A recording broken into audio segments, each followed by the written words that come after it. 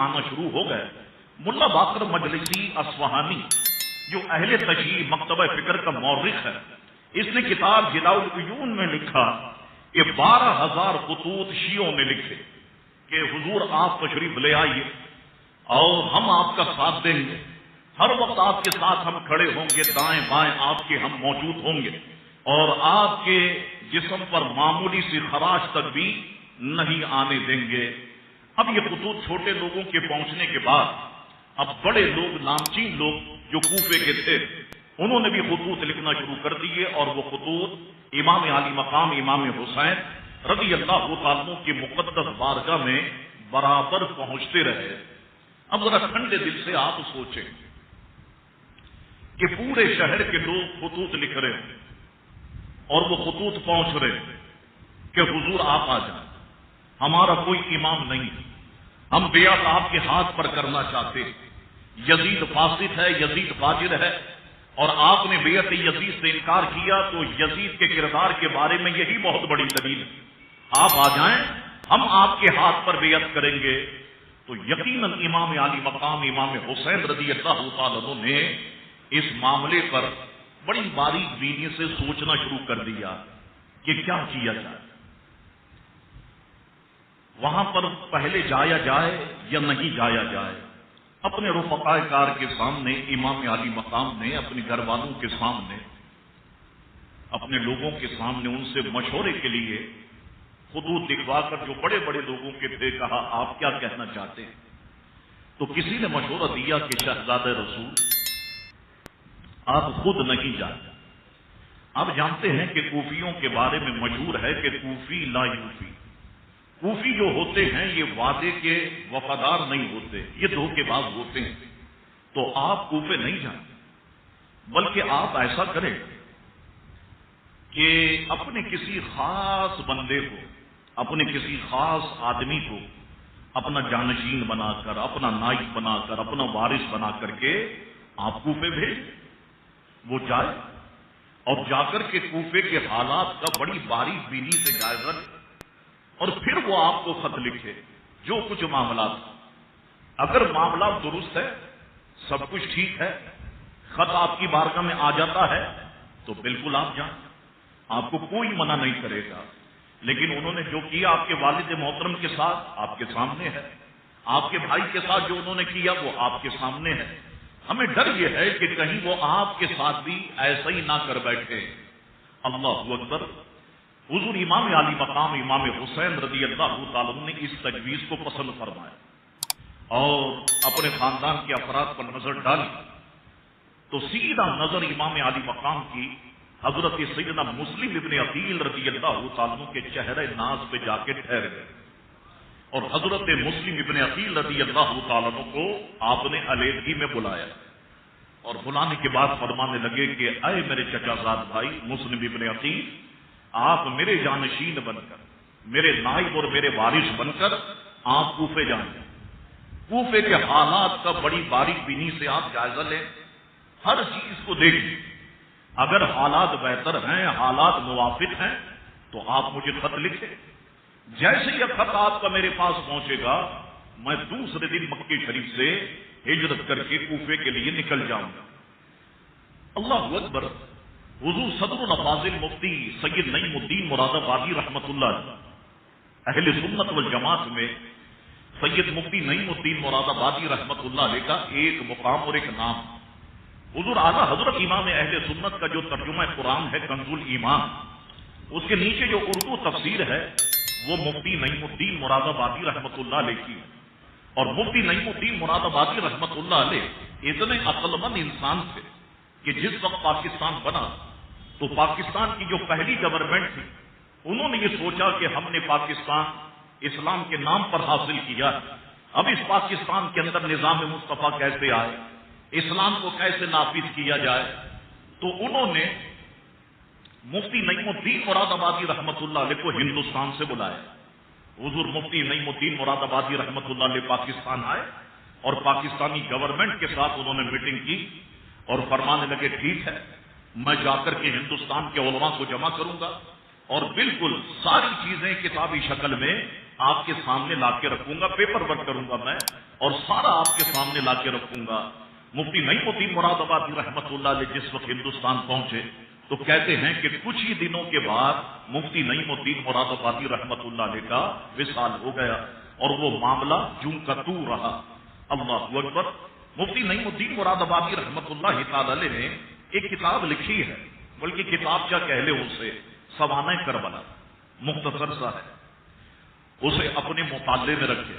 جتنے تقریر کرنے والے لوگ ہیں میں ان سے کہتا ہوں کہ اسے اپنے مطالعے میں رکھے۔ بڑی اہم باتیں مفتی نعیم الدین مراد آبادی رحمت اللہ تعالی نے تحریر فرمائی۔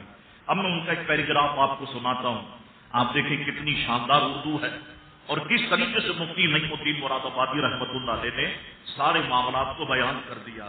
آپ فرماتے ہیں اگرچہ امام کی شہادت کی شہرت مشہور تھی اور کوفیوں کی بے وفائی کا پہلے بھی تجربہ ہو چکا تھا، مگر جب یزید بادشاہ بن گئے اور اس کی حکومت و سلطنت دین کے لیے خطرہ تھی، اس وجہ سے اس کی بیعت ناروا تھی۔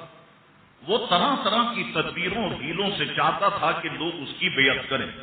ان حالات میں کوفیوں کا باپیاس ملت یزید کی بیعت سے دستکشی کرنا اور حضرت امام سے طالب بیعت ہونا امام پر لازم کرتا تھا کہ امام ان کی درخواست کو قبول فرمائے، کیونکہ جب ایک قوم ظالم و فاسق کی بیعت پر راضی نہ ہو اور صاحب استحقاق کے اہل سے درخواست بیعت کرے، اس پر اگر وہ ان کی استدعا کو قبول نہ کرے تو اس کے یہ معنی ہوتے ہیں کہ وہ اس قوم کو اسی جابر ہی کے حوالے کرنا چاہتا ہے۔ یعنی ایک قوم بلا رہی ہے نا، آپ آ جائے، ہم آپ کے ہاتھ پر بیعت نہیں کریں اور وہ امام جائے نہیں، تو اس کا مطلب یہ ہے کہ وہ اس قوم کو ظالم اور جابر کے حوالے ہی کرنا چاہتا ہے۔ اللہ اکبر۔ فرماتے امام اگر اس وقت کوفیوں کی درخواست قبول نہ فرماتے، اب یہ بات خود آپ بڑی اہم ہے، فرماتے امام اگر اس وقت کوفیوں کی درخواست قبول نہ فرماتے تو بارگاہ الہی میں کوفیوں کے اس مطالبے کا امام کے پاس کیا جواب ہوتا کہ ہم ہر چند در پہ ہوئے مگر امام بیعت کے لیے راضی نہ ہو، بنی وجہ ہمیں یزید کے ظلم و تشدد سے مجبور ہو کر اس کی بیعت کرنا پڑے۔ ہم نے تو کہا اے اللہ حسین سے پوچھ مولا، ہم نے تو خطوط لکھے، آپ آ جائیں، آپ آ جائیں، ہم آپ سے بیعت کرنا چاہتے ہیں، آپ کے ہاتھوں پر بیعت کرنا چاہتے ہیں، ہم نے تو لکھے خطوط، یہ نہیں آئے، ہم نے تو مجبور ہو کر کے یزید کی بیعت کی، یہ سوالات مولا تو ان سے پوچھنا۔ اللہ اکبر۔ فرماتے ہیں اگر امام ہاتھ بڑھاتے، یعنی یہ لوگ اگر روز قیامت یہ کہے اگر امام ہاتھ بڑھاتے تو ہم ان پر جانیں فدا کرنے کے لیے حاضر تھے۔ یہ مسئلہ ایسا درپیش آیا کہ جس کا حل بجز اس کے اور کچھ نہ تھا کہ حضرت امام ان کی دعوت پر لبیک فرمائیں۔ اگر روز قیامت انہوں نے یہ سوال کر دیا تو امام عالی مقام کے پاس اس سوال کا کیا جواب ہوتا؟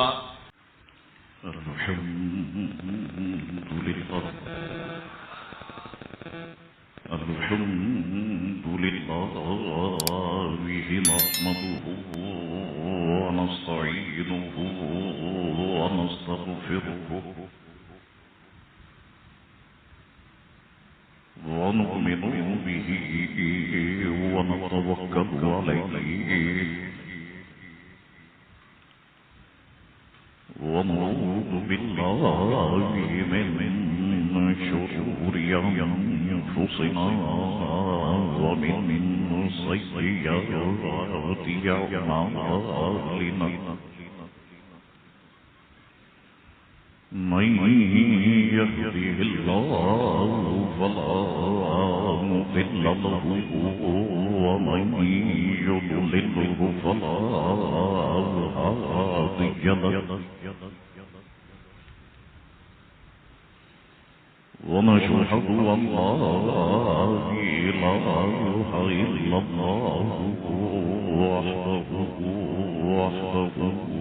لا شريك له ونشهد أن سيدنا ومولانا محمدا عبده ورسوله أرسله بالحق بشيرا ونذيرا أما بعد فأعوذ بالله من الشيطان الرجيم بسم الله الرحمن الرحيم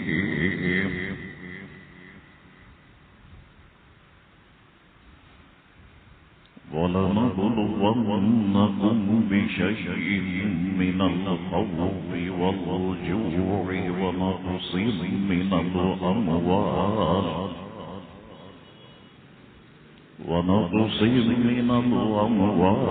والأنفس والثمرات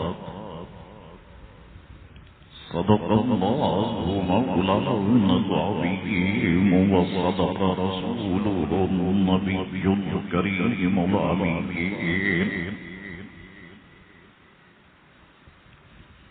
إن الله وملائكته يصلون على النبي يا أيها الذين آمنوا صلوا عليه وسلموا تسليما اللهم صل على سيدنا ونبينا ومولانا محمد معدن الجود والكرم وآله وبارك وسلم صلاة وسلاما عليك يا سيدي يا رسول الله میرے ساتھ مل کے پڑھے الصلاۃ والسلام علیک یا رسول اللہ وعلی آلک وصحابک یا حبیب اللہ اللہ تبارک و تعالی کی حمد و ثنا اور دل کی گہرائیوں سے حضور رحمت عالم نور مجسم صلی اللہ تعالی علیہ وآلہ وسلم کی ذاتی اثر پر درود پاک پڑھ لینے کے بعد برادران اسلام دعا ہے اللہ کریم سے کہ اللہ کریم ہم تمام مسلمانوں کے گناہوں کو معاف فرمائے اور ہم سب کو دین مبین کا نور کامل عطا فرمائے۔ جیسا کہ آپ کے علم میں مہینے کی مناسبت سے شہزادہ رسول حضور سیدنا امام علی مقام امام حسین رضی اللہ تعالیٰ عنہ کی ذات مسعود سے متعلق واقعات کربلا سے متعلق میری گفتگو جاری ہے۔ گزشتہ نشست میں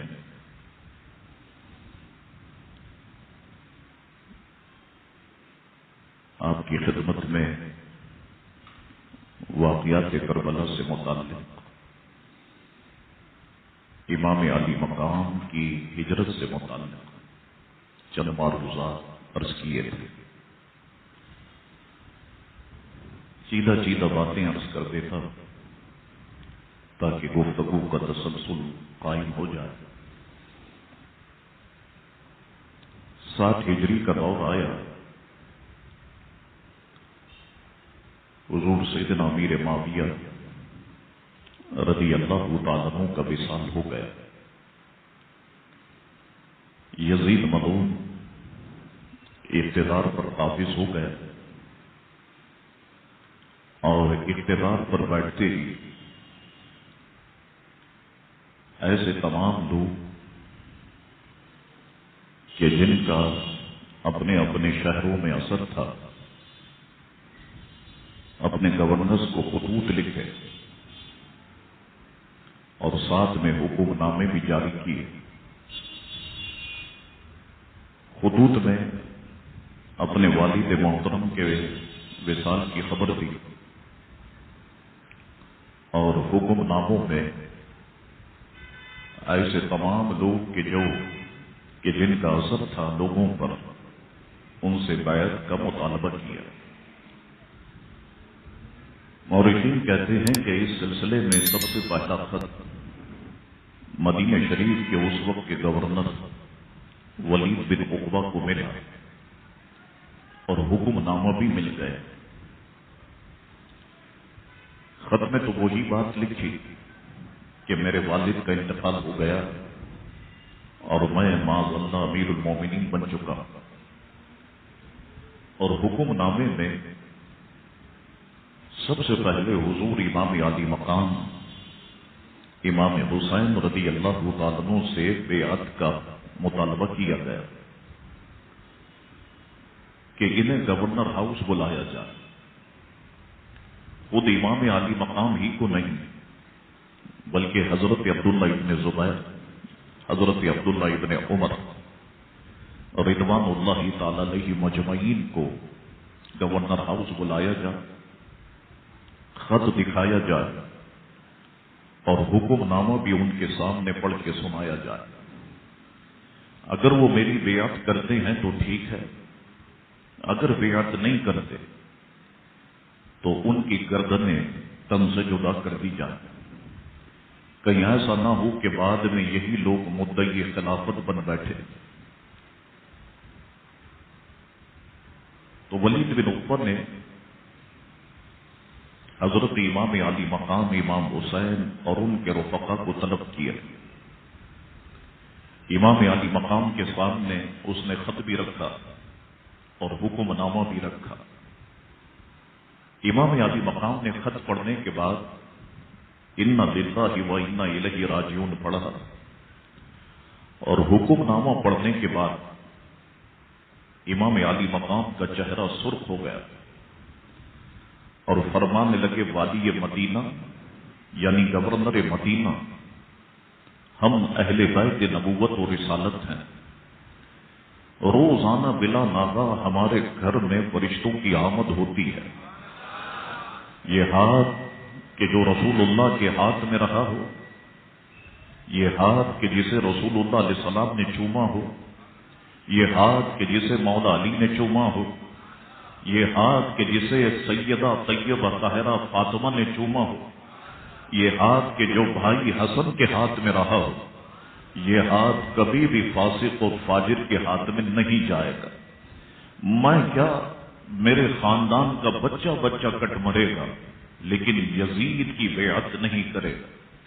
یہ گفتگو کرنے کے بعد حضور امام عالی مقام واپس آئے اور صبح یہ خبر پورے مدینہ شریف میں پھیل چکی تھی کہ اس طریقے کا معاملہ ہو گیا۔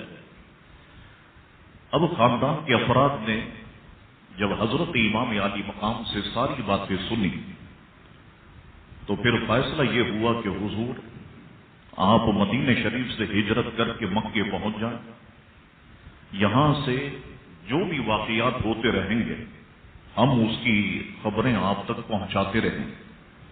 تو حضرت امام عالی مقام امام حسین رضی اللہ تعالیٰ عنہ 27 رجب المرجب شریف کو مدینہ شریف سے ہجرت کرتے ہیں۔ مدینہ شریف کے لوگ باہر آ گئے اور زار و قطار رونے لگ گئے، لیکن امام عالی مقام کے لیے ہجرت کرنا بہت ضروری تھا۔ اگر امام عالی مقام ہجرت نہیں کرتے یقیناً پھر دونوں طرف سے تلواریں نکلتی اور تلواریں ٹکراتی اور نتیجہ یہ نکلتا کہ حضور علیہ السلام کا مدینہ شریف خون سے رنگین ہو جاتا۔ یہی وجہ ہے کہ حضرت امام عالی مقام ہجرت کے لیے تیار ہوئے اور 27 رجب المرجب شریف کو اپنے رفقا، اپنے عزیز و اقارب کے ساتھ حضرت امام عالی مقام مدینہ شریف سے ہجرت کرتے ہیں۔ یہاں پر سوال یہ ہے کہ آخر یزید کیوں چاہتا تھا کہ امام عالی مقام امام حسین رضی اللہ تعالیٰ عنہ اس کی بیعت کرے. اور پھر امام عالی مقام نے منع کیوں کیا؟ امام عالی مقام نے انکار کیوں کیا؟ اگر امام عالی مقام یزید کی بیعت کر لیتے تو اس میں حرج کی بات کیا تھی؟ اتنا بڑا واقعہ ہونے سے بچ جاتا. یاد رکھیں کہ یزید جانتا تھا کہ دنیا بھر کے مسلمانوں کی گردنیں اس وقت امام عالی مقام کے ہاتھ میں. لوگ امام عالی مقام سے محبت کرتے ہیں. امام عالی مقام کے ایک اشارہ ابرو پر وہ اپنی جانیں کیا اپنے بیوی بچوں سے بلند درود پاک کا نذرانہ پیش کرے. صلی اللہ علی النبی الامی والہ صلی اللہ علیہ وسلم صلاۃ و سلام علیکہ سیدی یا رسول اللہ صلی اللہ علیہ وسلم. وہ جانتا تھا کہ دنیا بھر کے مسلمان امام عالی مقام سے محبت کرتے. امام عالی مقام اگر ایک اشارہ فرمائے تو امام عالی مقام پر لوگ اپنی جانیں تو کیا اپنے بیوی بچوں کی جانیں بھی ان کے قدموں میں قربان کر دیں. اور یاد رکھو امام عالی مقام نے جو بیعت سے انکار کیا اس کی وجہ یہ تھی کہ یزید فاسق و فاجر تھا. یزید شرابی تھا. یزید کا کریکٹر یزید کا کردار بڑا داغدار تھا. اگر امام عالی مقام امام حسین رضی اللہ تعالیٰ عنہ یزید کی بیعت کر دیتے تو یاد رکھو کہ اسلام پر ایک ایسا داغ لگ جاتا جو مٹائے نہیں مٹتا. اور یزید کی تمام خرابیوں پر امام عالی مقام کی بیعت سند بن جاتی. آج جب ہم امام عالی مقام کی تعریف کر رہے ہوتے تو لوگ کہتے کہ آپ امام عالی مقام کو اتنا متقی پرہیزگار کہتے ہیں تو امام عالی مقام نے پھر شرابی کی بیعت کیوں کی؟ امام عالی مقام نے پھر زانی کی بیعت کیوں کی؟ امام عالی مقام نے فاسق اور فاجر کی بیعت کیوں کی؟ تو یاد رکھو کہ اسلام کے چہرے پر ایک ایسا اسلام کے دامن پر ایک ایسا داغ لگ جاتا جو مٹائے کبھی نہیں مٹتا دھلے کبھی نہیں دھلتا. یہی وجہ تھی کہ حضرت امام عالی مقام امام حسین رضی اللہ تعالیٰ عنہ نے بیعت یزید سے انکار کیا. حضرت امام عالی مقام امام حسین رضی اللہ تعالیٰ عنہ 27 رجب المرجب شریف کو ہجرت کرتے اور 6 دن کے بعد گویا ہم کہہ لیں کہ 3 شعبان المعظم کو حضرت امام عالی مقام مکہ مکرمہ پہنچ جاتے ہیں. جب مکہ شریف کے لوگوں کو پتہ چلا کہ شہزادہ رسول حضرت امام عالی مقام امام حسین مدینہ شریف سے ہجرت کر کے مکہ شریف آ رہے، اللہ اکبر، سارے مکے کے لوگ مکہ شریف سے باہر آ گئے اور شہزادہ رسول اور ان کے اعزاء و اقربا کا شاندار طریقے سے استقبال کیا اور اپنے ساتھ امام عالی مقام کو ایک جلوس کی شکل میں وہ مکہ شریف لے آئے. حضرت امام عالی مقام امام حسین رضی اللہ تعالیٰ عنہ جب مکہ شریف پہنچے اور یزید کو جب یہ خبر پہنچی، یہ بات ذہن میں رکھیے گا آپ کہ جس طرح سے آج کمیونیکیشن کا نظام ہے، یعنی کوئی خبر آپ دیکھیں کہ سیکنڈ نہیں لگتے. اگر کوئی واقعہ دنیا میں ہو تو وہ تھوڑی دیر کے اندر پوری دنیا میں پھیل جاتا ہے. پہلے تو ایسا نظام نہیں تھا، وہ تو خطوط کا دور تھا، خط و کتابت کا دور تھا. اگر آپ کسی کو تیز رفتار گھوڑا بھی آپ لے اور سوار کو کہیں کہ یہ خط، جیسا کہ میں آپ سے کہوں کہ کوئی کہے صاحب کعبہ شریف کے پاس سے کہ یہ خط تم نے جو ہے مسجد اقصی پہنچانا ہے اور سواری کو تیز دوڑانا ہے، تو اگر وہ سواری کو تیز بھی دوڑائے پوری بھی طاقت لگا دے تو تب بھی پورا 1 مہینہ لگتا تھا ایک خبر کو مکہ شریف سے اور مسجد اقصی پہنچتے ہوئے. تو کمیونیکیشن کا نظام نہیں تھا. آج آپ کے سامنے جو کمیونیکیشن کا نظام ہے آپ دیکھیں کہ کتنا مربوط اور کتنا مستحکم نظام. اللہ اکبر. اب مکے والوں کو پتا چلا کہ امام عالی مقام امام حسین رضی اللہ تعالیٰ عنہ جو ہے وہ مدینہ شریف سے ہجرت کر کے مکے آ رہے ہیں، تو انہوں نے استقبال کیا. ادھر یزید کو خبر پہنچ گئی کہ امام عالی مقام سے ولید بن عقبہ نے بیعت نہیں لی اور امام عالی مقام اور ان کے رفقاء کار کو جانے دیا. تو یزید نے ولید بن عقبہ کو معزول کر دیا اور ولید بن عقبہ کی جگہ ابن اشرف کو گورنر مدینہ مقرر کر دیا گیا. حضرت امام عالی مقام امام حسین رضی اللہ تعالیٰ عنہ شعبان المعظم کا مہینہ بڑے سکون کے ساتھ گزرا. ماہ رمضان شریف کا مہینہ بڑے سکون کے ساتھ گزرا. شوال کا مہینہ بھی بڑے سکون کے ساتھ گزرا، سارے مکے والے لوگ خوش تھے، اور ہر نماز میں مکے والے تقریباً ہر نماز میں حاضر ہوتے۔ شہزاد رسول امام علی مقام امام حسین رضی اللہ تعالیٰ عنہ نماز کی 5 وقت نماز کی امامت فرماتے، اور یہ سارے کے سارے لوگ امام علی مقام کے پیچھے نماز پڑھتے۔ اللہ اکبر۔ اب مورخین کہتے ہیں کہ خبر پہنچ گئی کوفے کہ اس طریقے کے معاملات ہو گئے، امیر معاویہ رضی اللہ تعالیٰ عنہ کا انتقال ہو گئے اور یزید مسند اقتدار پر قابض ہو چکا۔ امام علی مقام کو گورنر مدینہ نے طلب کیا، آپ نے وہاں پر جو گفتگو فرمائی اس کے الفاظ بھی وہاں تک پہنچ گئے۔ امام علی مقام نے بیعت یزید سے انکار کر دیا، اور مدینہ شریف خون سے رنگین نہ ہو جائے اس وجہ سے آپ نے مدینہ شریف سے ہجرت کی ہے اور مکے پہنچ گئے۔ اب یہ خبر کوفے تک پہنچی۔ اب کوفے کے لوگ جو یہ دعوے کرتے تھے کہ ہم امام علی مقام سے بڑی محبت کرتے ہیں، حضرت علی سے بڑی محبت ہے، امام حسن سے بڑی محبت ہے، حضرت سیدہ سے بڑی محبت ہے، تقریباً لوگ ایک جگہ پر جمع ہوئے، اور جمع ہونے کے بعد سوچنے لگے کہ کیا کیا جائے، امام علی مقام کا کس طریقے سے ساتھ دیا جائے۔ تو سب اس نقطے پر متفق ہو گئے کہ امام علی مقام کو خطوط لکھے جائے، تم بھی خط لکھو، تم بھی خط لکھو، تم بھی خط لکھو، اور پھر جو کوفے کے معززین ہیں، جو بڑے بڑے نام ہیں، ان سے بھی خطوط لکھوائے جائیں، اور امام علی مقام تک وہ خطوط کسی طریقے سے پہنچائے جائیں۔ چنانچہ اب یہ خط و کتابت کا سلسلہ شروع ہوا، اور خطوط حضرت امام علی مقام کی بارگاہ میں پہنچنا شروع ہو گئے۔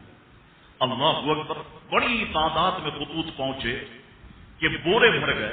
اتنے خطوط امام علی مقام کے پاس آ گئے کہ حضور آپ آ جائیے، ہمارا کوئی امام نہیں ہے، ہم آپ کے ہاتھ پر بیعت کرنا چاہتے ہیں۔ یزید تو فاسق و فاجر ہے، یزید تو زانی اور شرابی ہے، ہم اس کے ہاتھ پر کبھی بھی بیعت نہیں کریں گے، ہم آخری سانس تک آپ کا انتظار کریں گے، حضور آپ تشریف لے آئیں۔ اب یہ خطوط آنا شروع ہو گئے۔ ملا باقر مجلسی اصفہانی جو اہل تشیع مکتبہ فکر کا مورخ ہے، اس نے کتاب جلاء العیون میں لکھا کہ 12,000 خطوط شیعوں نے لکھے کہ حضور آپ تشریف لے آئیے اور ہم آپ کا ساتھ دیں گے، ہر وقت آپ کے ساتھ ہم کھڑے ہوں گے، دائیں بائیں آپ کے ہم موجود ہوں گے، اور آپ کے جسم پر معمولی سی خراش تک بھی نہیں آنے دیں گے۔ اب یہ خطوط چھوٹے لوگوں کے پہنچنے کے بعد اب بڑے لوگ، نامچین لوگ جو کوفے کے تھے، انہوں نے بھی خطوط لکھنا شروع کر دیے، اور وہ خطوط امام علی مقام امام حسین رضی اللہ تعالیٰ عنہ کی مقدس بارگاہ میں برابر پہنچتے رہے۔ اب ذرا ٹھنڈے دل سے آپ سوچیں کہ پورے شہر کے لوگ خطوط لکھ رہے ہیں اور وہ خطوط پہنچ رہے ہیں کہ حضور آپ آ جائیں، ہمارا کوئی امام نہیں، ہم بیعت آپ کے ہاتھ پر کرنا چاہتے ہیں، یزید فاسق ہے، یزید فاجر ہے، اور آپ نے بیعت یزید سے انکار کیا تو یزید کے کردار کے بارے میں یہی بہت بڑی دلیل ہے، آپ آ جائیں، ہم آپ کے ہاتھ پر بیعت کریں گے۔ تو یقیناً امام علی مقام امام حسین رضی اللہ تعالیٰ عنہ نے اس معاملے پر بڑی باریک بینی سے سوچنا شروع کر دیا کہ کیا کیا جائے، وہاں پر پہلے جایا جائے یا نہیں جایا جائے۔ اپنے رفقائے کار کے سامنے امام علی مقام نے اپنے گھر والوں کے سامنے، اپنے لوگوں کے سامنے ان سے مشورے کے لیے خطوط لکھوا کر، جو بڑے بڑے لوگوں کے تھے، کہا آپ کیا کہنا چاہتے ہیں؟ تو کسی نے مشورہ دیا کہ شہزادہ رسول آپ خود نہیں جاتے۔ آپ جانتے ہیں کہ کوفیوں کے بارے میں مشہور ہے کہ کوفی لا یوفی، کوفی جو ہوتے ہیں یہ وعدے کے وفادار نہیں ہوتے، یہ دھوکے باز ہوتے ہیں۔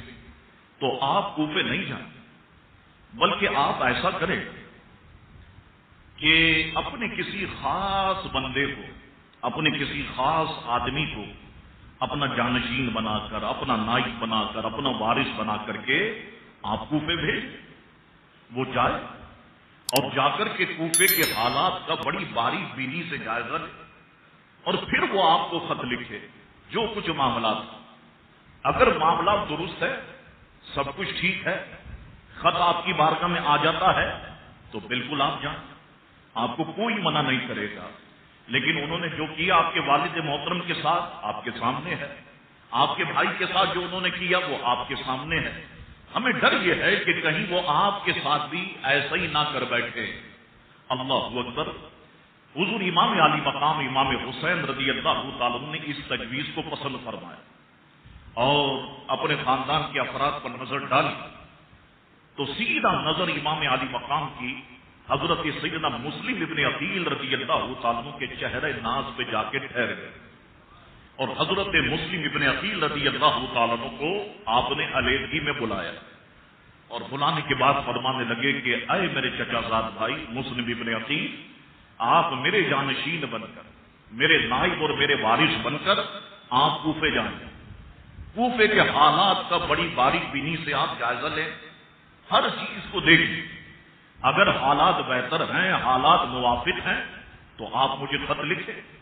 جیسے یہ خط آپ کا میرے پاس پہنچے گا میں دوسرے دن مکے شریف سے ہجرت کر کے کوفے کے لیے نکل جاؤں گا. اللہ اکبر.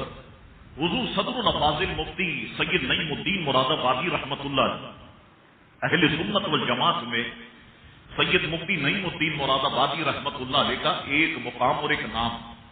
حضور اعلیٰ حضرت امام اہل سنت کا جو ترجمہ قرآن ہے کنز الایمان، اس کے نیچے جو اردو تفسیر ہے وہ مفتی نعیم الدین مراد آبادی رحمت اللہ علیہ کی.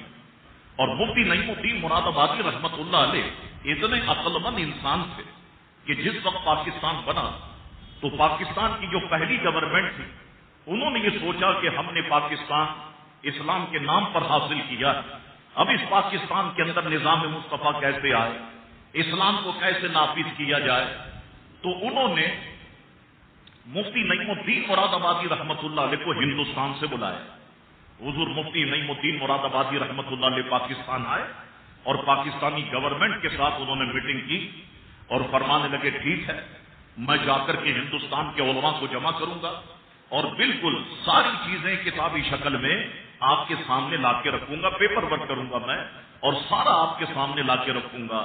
مفتی نعیم الدین مراد آبادی رحمت اللہ علیہ جس وقت ہندوستان پہنچے تو کہتے ہیں کہ کچھ ہی دنوں کے بعد مفتی نعیم الدین مراد آبادی رحمت اللہ علیہ کا وصال ہو گیا اور وہ معاملہ جوں کا تو رہا.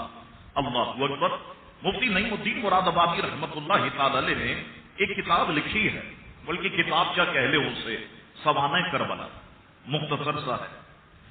اسے اپنے مطالعے میں رکھے. جتنے تقریر کرنے والے لوگ ہیں میں ان سے کہتا ہوں کہ اسے اپنے مطالعے میں رکھے. بڑی اہم باتیں مفتی نعیم الدین مراد آبادی رحمت اللہ تعالی نے تحریر فرمائی. اب میں ان کا ایک پیراگراف آپ کو سناتا ہوں. آپ دیکھیں کتنی شاندار اردو ہے اور کس طریقے سے مفتی نعیم الدین مراد آبادی رحمت اللہ علیہ نے سارے معاملات کو بیان کر دیا. آپ فرماتے ہیں اگرچہ امام کی شہادت کی شہرت مشہور تھی اور کوفیوں کی بے وفائی کا پہلے بھی تجربہ ہو چکا تھا، مگر جب یزید بادشاہ بن گئے اور اس کی حکومت و سلطنت دین کے لیے خطرہ تھی، اس وجہ سے اس کی بیعت ناروا تھی. وہ طرح طرح کی تدبیروں اور ہیلوں سے چاہتا تھا کہ لوگ اس کی بیعت کریں. ان حالات میں کوفیوں کا باپیاس ملت یزید کی بیعت سے دستکشی کرنا اور حضرت امام سے طالب بیعت ہونا امام پر لازم کرتا تھا کہ امام ان کی درخواست کو قبول فرمائے. کیونکہ جب ایک قوم ظالم و فاسق کی بیعت پر راضی نہ ہو اور صاحب استحقاق کے اہل سے درخواست بیعت کرے، اس پر اگر وہ ان کی استدعا کو قبول نہ کرے تو اس کے یہ معنی ہوتے ہیں کہ وہ اس قوم کو اسی جابر ہی کے حوالے کرنا چاہتا ہے. یعنی ایک قوم بلا رہی ہے نا آپ آ جائے، ہم آپ کے ہاتھ پر بیعت نہیں کریں اور وہ امام جائے نہیں، تو اس کا مطلب یہ ہے کہ وہ اس قوم کو ظالم اور جابر کے حوالے ہی کرنا چاہتا ہے. اللہ اکبر. فرماتے امام اگر اس وقت کوفیوں کی درخواست قبول نہ فرماتے، اب یہ بات سنیں آپ، بڑی اہم ہے. فرماتے امام اگر اس وقت کوفیوں کی درخواست قبول نہ فرماتے تو بارگاہ الہی میں کوفیوں کے اس مطالبے کا امام کے پاس کیا جواب ہوتا کہ ہم ہر چند در پہ ہوئے مگر امام بیعت کے لیے راضی نہ ہو، بنی وجہ ہمیں یزید کے ظلم و تشدد سے مجبور ہو کر اس کی بیعت کرنا پڑی۔ ہم نے تو کہا اے اللہ حسین سے پوچھ مولا، ہم نے تو خطوط لکھے آپ آ جائیں آپ آ جائیں، ہم آپ سے بیعت کرنا چاہتے ہیں، آپ کے ہاتھوں پر بیعت کرنا چاہتے ہیں، ہم نے تو لکھے خطوط، یہ نہیں آئے، ہم نے تو مجبور ہو کر کے یزید کی بیعت کی۔ یہ سوالات مولا تو ان سے پوچھنا۔ اللہ اکبر۔ فرماتے ہیں اگر امام ہاتھ بڑھاتے، یعنی یہ لوگ اگر روز قیامت یہ کہے اگر امام ہاتھ بڑھاتے تو ہم ان پر جانیں فدا کرنے کے لیے حاضر تھے۔ یہ مسئلہ ایسا درپیش آیا کہ جس کا حل بجوز اس کے اور کچھ نہ تھا کہ حضرت امام ان کی دعوت پر لبیک فرمائیں۔ اگر روز قیامت انہوں نے یہ سوال کر دیا تو امام عالی مقام کے پاس اس سوال کا کیا جواب ہوتا؟ آگے صدر اللہ فاضل فرماتے ہیں اگرچہ صحابہ کرام حضرت ابن عباس رضی اللہ تعالیٰ، حضرت عبداللہ ابن عمر، حضرت جابر، حضرت ابو سعید، حضرت ابو واقد لیثی رضوان اللہ تعالی علیہ مجمعین حضرت امام کی اس رائے سے متفق نہ تھے، یعنی یہ سارے صحابہ کرام کا نقطہ نظر اور رائے یہ تھی امام نہیں جائیں، کیونکہ ان کے والد کے ساتھ دھوکہ ہوا، ان کے بھائی کے ساتھ دھوکہ کیا گیا، امام نہ جائے۔ انہیں کوفیوں کے عہد و میثاق کا اعتبار نہ تھا، امام کی محبت اور شہادت امام کی شہرت ان سب کے دلوں میں اختلاج پیدا کر رہی تھی، یعنی یہ تو حضور نے فرما دیا تھا نا پیدا ہوتے ہی امام عالی مقام کے میرا یہ بیٹا کربلا میں شہید کر دیا جائے۔ کہتے امام کی محبت اور شہادت امام کی شہرت ان سب کے دلوں میں اختلاج پیدا کر رہی تھی، گو کہ یہ یقین کرنے کی بھی کوئی وجہ نہ تھی کہ شہادت کا یہی وقت ہے اور اسی سفر میں یہ واقعہ درپیش ہوگا، لیکن اندیشہ مانے تھا ہو سکتا ہے کہ واقعہ نہ ہو، اس سفر میں نہ ہو سکتا ہے، اندیشہ مانے تھا۔ اللہ اکبر۔ فرماتے ہیں حضرت امام کے سامنے مسئلے کی یہ صورت درپیش تھی کہ اس استدعا کو رد کرنے کے لیے عذر شرعی کیا ہے، کیا شرعی عذر ہے؟ ادھر ایسے جلیل القدر صحابہ کے شدید اصرار کا لحاظ، ادھر اہل کوفہ کی استدعا رد فرمانے کے لیے کوئی شرعی عذر نہ ہونا حضرت امام کے لیے نہایت ہی پیچیدہ مسئلہ تھا، جس کا حل وجود اس کے کچھ نظر نہیں آیا کہ آپ پہلے حضرت سیدنا مسلم ابن عقیل کو بھیجے، اگر کوفیوں نے بد عہدی اور بے وفائی کی تو عذر شرعی مل جائے گا، اور اگر وہ اپنے عہد پر قائم رہے تو یہ جتنے اکابر صحابہ ہیں ان کے دل کو تسلی ہو جائے گی۔ بہرحال امام کے سامنے یہ مسئلہ تھا تو حضرت امام عالی مقام امام حسین نے حضرت سیدنا امام مسلم ابن عقیل کا انتخاب فرمایا مسلم تم جاؤ، میرے نائب بن کر، میرے جانشین بن کر، میرے وارث بن کر تم جاؤ، کوفے کا بڑی باریک بینی سے جائزہ لو، جو حالات و واقعات ہوں تو تم مجھے تحریر کرنا، اگر تم کہو گے کہ حسین آپ چلے آئیں بالکل میں چلے آؤں گا۔ حضرت سیدنا مسلم ابن عقیل رضی اللہ تعالیٰ عنہ نے کہا بھائی جان آمنا وصدقنا، جو آپ کہتے ہیں جیسا آپ کہیں گے میں ویسا ہی کروں گا، میں جانے کے لیے تیار۔ حضرت مسلم ابن عقیل اپنے گھر آئے اور گھر والوں کے سامنے سارا معاملہ پیش کیا، تو گھر والوں نے کہا کہ ٹھیک ہے اگر حسین کہتے ہیں تو آپ تشریف لے جائیں۔ حضرت مسلم ابن عقیل نے تیاری مکمل کی، جب گھر سے نکلنے لگے، آپ جانتے ہیں بچے بچے ہوتے ہیں، تو بچے دو ان کے ننھے شہزادے تھے، ایک کا نام محمد اور دوسرے شہزادے کا نام ابراہیم تھا، وہ دونوں اپنے والد محترم کی ٹانگوں سے لپٹ گئے، رونے لگ گئے، ابا جان ہم بھی آپ کے ساتھ چلیں گے، ہم بھی آپ کے ساتھ چلیں گے۔ اب کسی کے وہم و گمان میں تو بات نہیں تھی کہ ایسا ہو سکتا ہے، اور وہ بھی امت مصطفیٰ ایسا کام کرے گی، حضور کی امت کے لوگ ایسا کام کریں گے، کسی کے وہم و گمان میں بھی یہ بات نہیں ہو سکتی۔ تو گھر والوں نے کہا کہ مسلم جا رہے ہو اور بچے بضد ہیں تو ایسا کرو کہ بچوں کو بھی اپنے ساتھ لے جاؤ، تھوڑا یہ بھی کوفہ گھوم لیں گے۔ حضرت مسلم ابن عقیل تیار ہو گئے اور اپنے ننھے شہزادوں کو لے کر مسلم ابن عقیل کوفے کی طرف روانہ ہو گئے۔ مورخین کہتے ہیں کہ حضرت مسلم ابن عقیل رضی اللہ تعالیٰ عنہ جب کوفے پہنچے تو کوفے والوں نے بڑا شاندار استقبال کیا، پرتباک استقبال کیا، اور جلوس کی شکل میں مسلم ابن عقیل کو کوفے لے کر کے آئے، اور مسلم ابن عقیل کے ہاتھوں پر پہلے ہی دن 12,000 کے قریب کوفیوں نے بیعت کی، اور ایک ہفتے کے اندر 40,000 کے قریب کوفی آپ کے ہاتھ پر بیعت کر گئے۔ اللہ اکبر۔ حضرت مسلم ابن عقیل نے سارے حالات کا جائزہ لیا کہ جس کو دیکھو وہ حسین سے محبت کی بات کرتا، حسین سے پیار کی بات کرتا، اور روزانہ آ کر کے ہزاروں لوگ مجھ سے یہ پوچھتے ہیں کہ مسلم ابن عقیل شہزاد رسول کب آئیں؟ آپ شہزاد رسول کو خط لکھ دیں، آپ خط لکھ دیں گے تو شہزاد رسول آئیں، ہم شہزاد رسول کو دیکھنا چاہتے ہیں، ہم ان سے محبت کرتے ہیں، ہم ان سے پیار کرتے ہیں۔ اللہ اکبر۔ حضرت مسلم ابن عقیل نے تمام حالات و واقعات کا جائزہ لیا۔ آپ ذرا سوچیں نا خود عقل سے کہ پہلے دن 12,000 آدمی بیعت کریں اور ایک ہی ہفتے کے اندر 40,000 لوگ بیعت کر جائیں تو سامنے والے پر اس کا کیا امپیکٹ ہوگا، سامنے والے پر اس کا کیا اثر ہوگا؟ وہ تو یہی سمجھے گا نا یہ سارے لوگ محبت کرنے والے ہیں، یہ سارے لوگ پیار کرنے والے ہیں۔ تو مسلم ابن عقیل بھی یہی سوچنے لگ گئے کہ امام عالی مقام کو خط لکھ دیا جائے کہ آ جائیے حضور، واقعتاً جیسا میں نے سنا تھا بالکل ویسا ہی ہے، یہ سارے کوفے والے آپ سے محبت کرتے ہیں، آپ سے پیار کرتے ہیں، اگر آپ کوفے آ گئے تو یہ سارے کے سارے لوگ آپ کے ہاتھ پر بیعت کر لیں گے۔ اللہ اکبر۔ حضرت مسلم ابن عقیل رضی اللہ تعالیٰ عنہ نے سارے حالات اور معاملات کو دیکھتے ہوئے امام عالی مقام امام حسین رضی اللہ تعالیٰ عنہ کے لیے خط لکھ دیا۔ حضور آپ تشریف لے آئے، کوفے کے حالات بہت اچھے، یہ سارے لوگ آپ سے محبت کرنے والے، آپ آ جائیے۔ اللہ اکبر۔ خط لکھ دیا گیا اور یہ خط روانہ بھی کر دیا گیا۔ میں نے آپ سے پہلے کہا، یہ بات ذہن میں رکھیے گا کہ کمیونیکیشن کا نظام جس طرح سے آج ہے اس طریقے سے پہلے نہیں تھا۔ خبر پہنچنے میں، خط پہنچنے میں کافی وقت لگتا تھا۔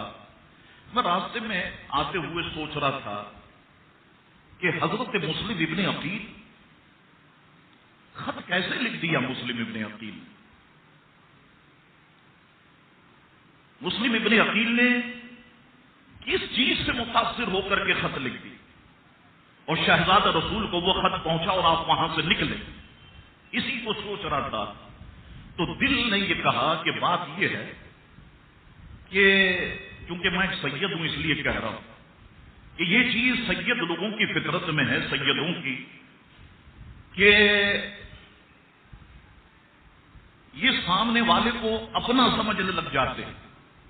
شاید یہ چیز ہمارے خون کے اندر ہے، سامنے والے کو فوراً اپنا دوست سمجھنے لگ جاتے ہیں، سامنے والے کو فوراً اپنا وفادار سمجھنے لگ جاتے ہیں، اور جب سامنے والا اپنا رنگ دکھاتا ہے پھر پتہ چلتا ہے یہ تو آستین میں ہم نے گرگٹ پالے ہوئے تھے۔ سیدوں کے خون کے اندر یہ چیز موجود ہے۔ تھوڑا سا کوئی آ کر کے 2 آنسو بہا دے، سید کا دل وہیں پر موم ہو جائے۔ کوئی کتنی غلطی کر کے پھر واپس آ جائے، آپ دیکھیں سید اسے پھر بھی معاف کر دے گا، چلو غلطی ہو گئی۔ اور یہ سیدوں کی تاریخ اس سے بھری ہوئی ہے۔ اصلی سید یاد رکھو دھوکہ کھا تو لے گا لیکن کسی کو کبھی دھوکہ نہیں دے گا۔ اصلی سید کی نشانی یہ ہے کہ وہ کسی کو دھوکہ نہیں دیتا۔ تو امام عالی مقام پھر یہ معتمد خاص حضرت مسلم ابن عقیل سید زادے ہیں نا، حضور کا خون ہے، تو وہ متاثر ہو۔ واقعی یہ تو حسین سے محبت کرنے والے لوگ ہیں، یہ تو حسین سے پیار کرنے والے لوگ ہیں۔ سادہ سادہ سے لوگ تھے، بڑے بھولے ہوتے ہیں سید لوگ، متاثر ہو اور امام عالی مقام امام حسین کی بارگاہ میں خط تحریر کر دیا۔ اب یہ خط وہاں سے چلتا ہے۔ حضرت مسلم ابن عقیل کے ہاتھوں پر جب 40,000 کے قریب لوگوں نے بیعت کر لی اور جب یزیدیوں کو پتا چلا کہ اب کوفہ ان کے ہاتھ سے نکل جائے گا، جیسے ہی امام عالی مقام قدم رکھیں گے کوفہ ان کے ہاتھ سے نکل جائے گا. کیا کیا جائے؟ تو سارے یزیدی ایک جگہ پر جمع ہوئے اور جمع ہونے کے بعد اس وقت کوفے کے گورنر تھے سیدنا نعمان بن بشیر رضی اللہ تعالیٰ عنہ، صحابی رسول تھے. معاذ اللہ کہنے لگے کہ نعمان ابن بشیر جس عہدے پر ان کو فائز کیا گیا لگتا ہے کہ یہ اس عہدے کے قابل نہیں. یہ سب کچھ ان کی ناک کے نیچے ہو رہا. مسلم ابن عقیل آ گئے، 40,000 کے قریب لوگ بیعت ہو گئے اور امام عالی مقام آ گئے تو کوفہ تو ہاتھ سے نکل جائے. ایسا کرو کہ یزید کو خط لکھو اور یزید سے مطالبہ کرو کہ کسی سخت شخص، ایسا شخص کہ جس کے دل میں دل نہ ہو بلکہ پتھر ہو، اس کو کوفے کا گورنر بنا کے بھیجا جائے. سیدنا نعمان ابن بشیر رضی اللہ تعالیٰ عنہ کو معزول کر دیا جائے. معاذ اللہ یہ اس عہدے کے اہل نہیں ہے. اللہ اکبر. یزیدیوں نے مل کر کے یزید کے لیے خط لکھا اور وہ خط کسی طرح سے یزید کے پاس پہنچ گیا. یزید نے جب خط پڑھا تو اس نے بصرہ کا جو حاکم تھا عبید اللہ ابن زیاد، اس سے کہا کہ بصرہ کسی دوسرے کے حوالے کرو. اس نے اپنے بھائی عثمان کے حوالے بصرہ کر دیا. کہا اب تم فوراً کوفے پہنچو، یہ رقعہ تمہارے لیے تمہارے عہدے کا سرٹیفکیٹ ہے. تم جا کر کے دکھاؤ کہ یزید نے مجھے یہاں کا گورنر مقرر کیا اور یہ حکم نامہ دکھاؤ نعمان ابن بشیر کو کہ تمہیں معزول کر دیا گیا. اب ابن زیاد نے اپنے بھائی عثمان کو بصرہ کا گورنر مقرر کیا اور پھر 500 افراد کے ساتھ اس راستے سے کہ جس راستے پر لوگ نگاہیں لگا کے بیٹھے تھے کہ اس راستے سے شہزادہ رسول آئیں گے، یہ عبید اللہ ابن زیاد اسی راستے سے 500 افراد کو لے کر کے حجازی لباس میں اسی راستے سے سیدھا کوفہ پہنچ گیا. رات کا وقت تھا. لوگ خوش ہو گئے کہ شہزادہ رسول آ گئے، امام عالی مقام آ گئے. وہ تو ایک ہجوم جمع ہو گیا، سب پیچھے پیچھے چلنے لگے. بعد میں لوگوں کو پتا چلا کہ یہ شہزادہ رسول نہیں ہے، یہ تو بدنہاد بانی فساد عبید اللہ ابن زیاد ہے. اور لوگ اس کے حالات سے اچھی طرح سے واقف، اس کے ظلم سے اچھی طرح سے واقف. لوگ جانتے تھے کہ یہ انسانی لباس کے اندر درندہ اور انسانی لباس کے اندر بھیڑیا.